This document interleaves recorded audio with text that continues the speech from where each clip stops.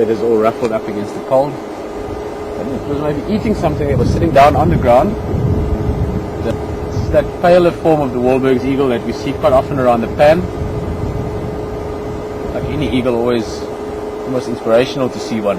Always beautiful. I know Pete is always excited and tells us when he sees this bird at the water. Maybe not quite as, I was going to say, as big and as regal you'd expect an eagle's nest to be.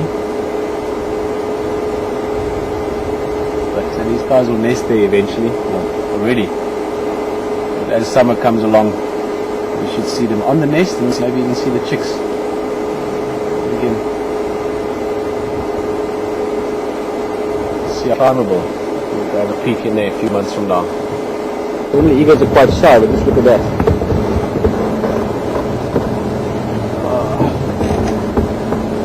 That is a nice view. Perfectly framed by those dead branches.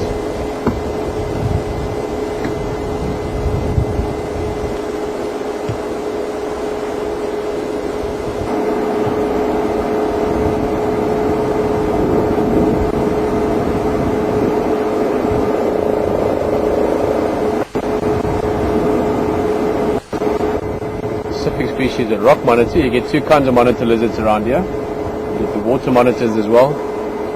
We'll see them, especially if Gowrie Waterhole fills up with water this year, then we'll see them around there. I felt this particular part that we're in, since there's not a lot of rocks around, you see them most often utilizing holes and folds in trees. That's where they tend to stay during winter, and also during the summer if they need to get away. Grass that they graze. Big brown bull like one of these guys on a good day can eat 70-80 kilograms of grass, maybe a bit more even. About 170, 180 pounds even. About the weight of a man, like what I weigh in grass.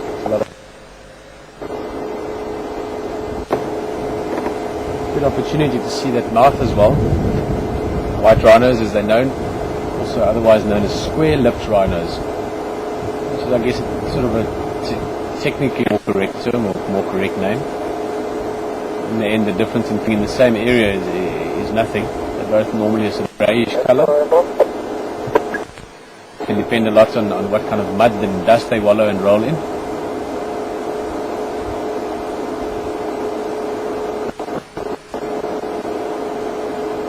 The major difference is really their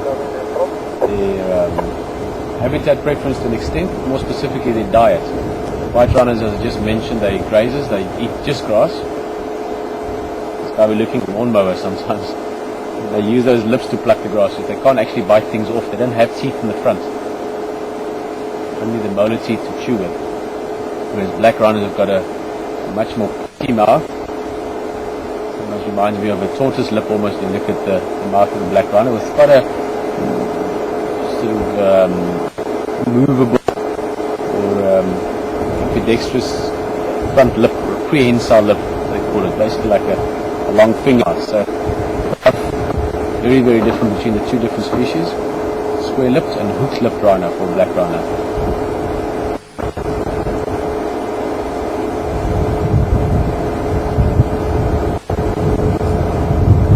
Beautiful colours there. Just look at that as we're looking at this rhino. The colour you're getting off the water, very, very subtle colours. There's different shades of grey. Just have these soft browns and very, very pretty object. Looks like a very thirsty rhino as well.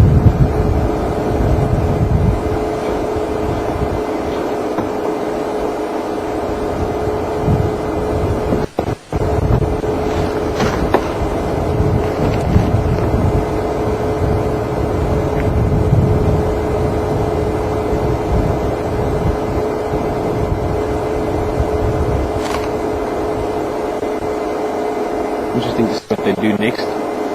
But often these guys go for a wallow after they had a drink. I don't know, the weather being also the behavior, they both look like they're not that far from falling asleep. Very, very, very relaxed, almost drowsy.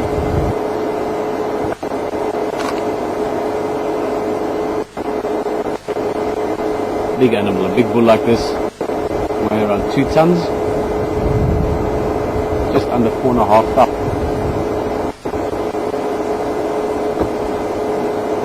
In a natural environment, living a natural life.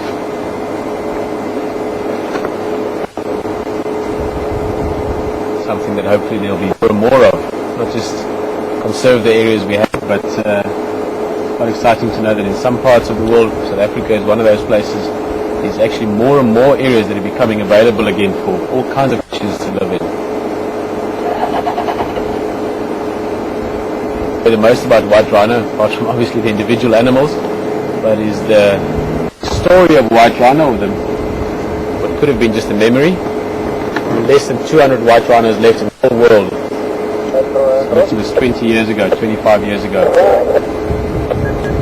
Through very, very carefully planned conservation efforts, mainly in South Africa actually, in Natal to be more specific. It's going to move, we're going to have another look just now. We've managed to probably a few million white rhinos in the world. Now there's around 10,000 or so. But that's one of the species that was literally on the very, very brink of extinction. Never to be seen again ever by us as humans. Because of us as humans. So it's also good to know that as much as we can do a lot of destructive things, we can also do positive things. Let's have a look at them as they walk away. I'm not going to follow. Like I said, they're looking very drowsy and lazy, so we'll leave them in that.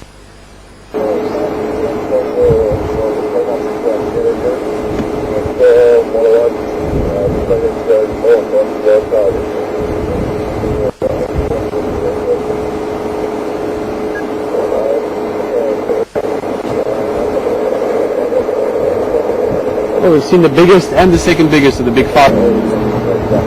Grey duiker or common duiker, but the name duiker means leaper or leaper, referring to how these antelope run and jump around. Ooh, look ahead as well there, some in the riverbed itself. And if you can see, there's a few twigs in the way.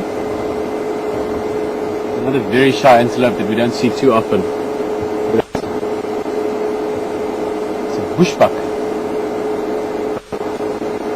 Easily one of my favorite antelopes, just their very nature. That is very sort of poised and quiet as well. You don't see bushbuck very often.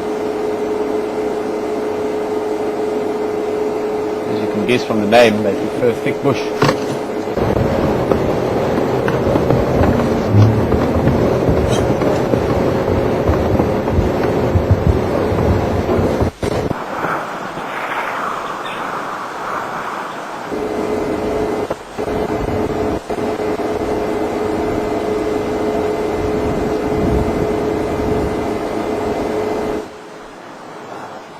Zebras have got quite long equivalents of canines, which you don't see with horses, but literally sticking out above the level of the other teeth, and they can give a very vicious bite with that.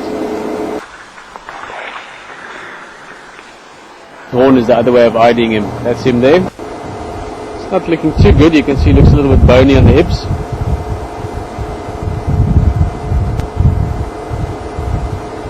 He's quite an old buffalo already, and he's sustained this injury last winter, so he's done well to sit.